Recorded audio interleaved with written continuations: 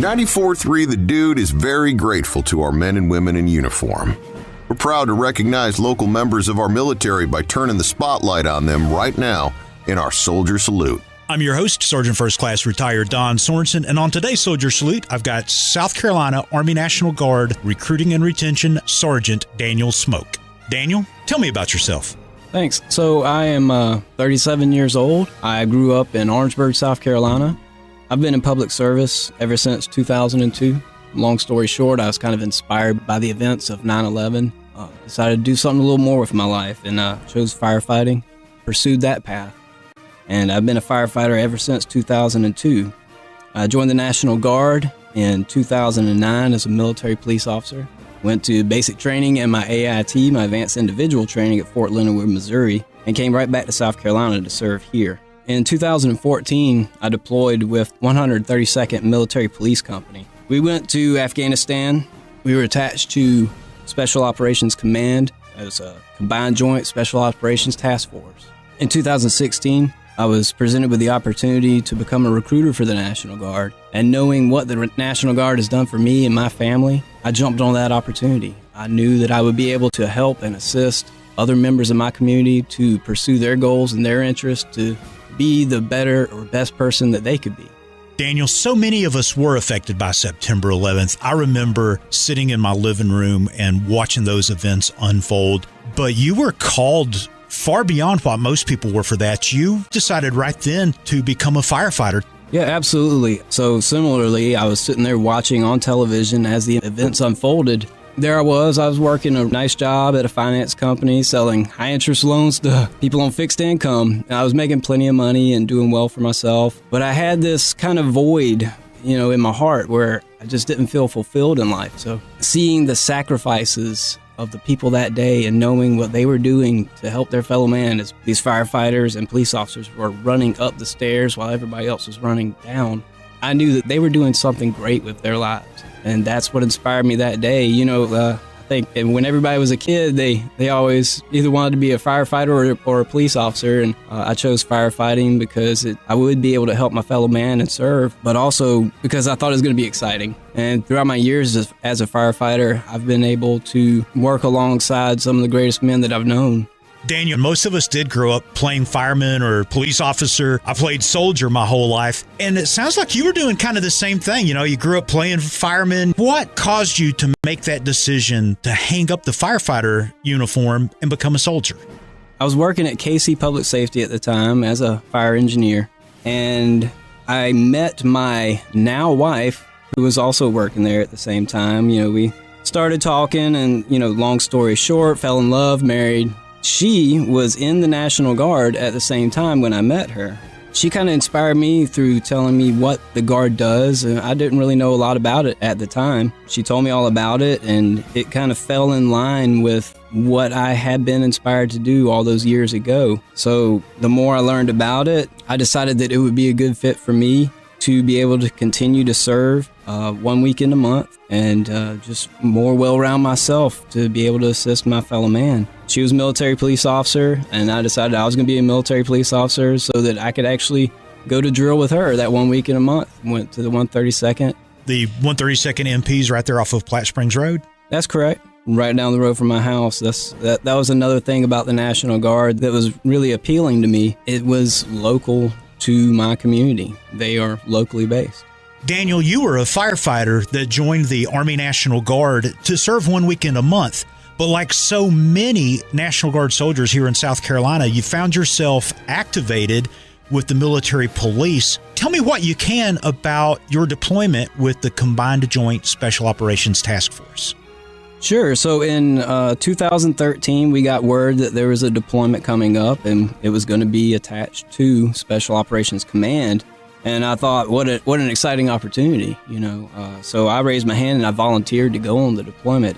All of us who went were volunteers to go. They were asking for volunteers first, and I couldn't not do it. It was just such a great opportunity to go to Afghanistan under that command and serve in that capacity. I would love to tell you all the details about it, However, due to the nature of Special Operations Command, we were bound to a 75-year oath of silence for the details regarding that mission. So in about 71 years, I'll be happy to come right back and tell you all the details. God willing, I'm still here to tell you about it.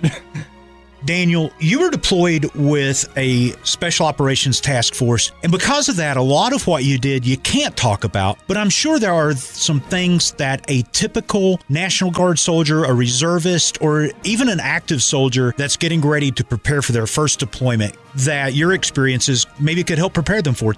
Absolutely. Any soldier who's going to be deploying overseas especially, they need to be preparing themselves and their family to do such a thing because you're going to be gone for a while. You need to make sure your affairs are in order. But on the military side of things, we're going to do everything to get you prepared. We're going to do all the pre-training, make sure that everybody is proficient in their jobs and skills. You're also going to be prepared medically for whatever environment you're going into. I myself, going to Afghanistan, I was vaccinated for about everything under the sun, to include anthrax and smallpox and things you may not have to worry yourself with about over here. But these are all in preparation to keep you safe. Did you just eat typical American food while you were over there, or do you get to kind of eat the local cuisine? They highly advise to stay away from the local cuisine because our bodies just aren't really prepared for that type of thing. But you'll see that most soldiers are going to try it because it is a unique experience to try the different type of foods that they have over there, and you often wind up paying for it a little bit later. They do try to provide some of the comforts of home and by providing us with the foods that we're accustomed to in our DFACs, the dining facilities overseas. Daniel, that transition a lot of times from overseas service, especially in a combat operations type environment, can be kind of tough. Tell me about what happened for you coming home.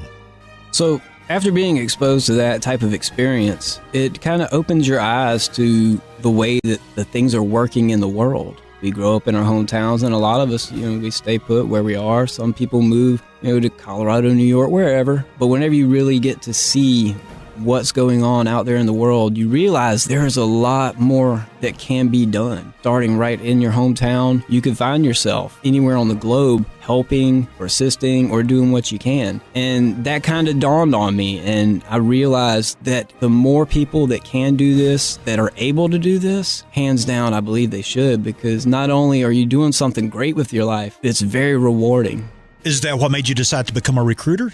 I think it's one of the greatest aspects of that decision point in my life, because I love firefighting. I still love it today. I'm not doing it anymore. But when the opportunity to become a recruiter came to me, I knew that I had to do it because when I was in school, I didn't know much about the National Guard. I didn't know what they did. And if somebody would have approached me when I was 18 years old and told me what I could be doing with my life, I could have been doing this the whole time and just feeling this greater sense of reward.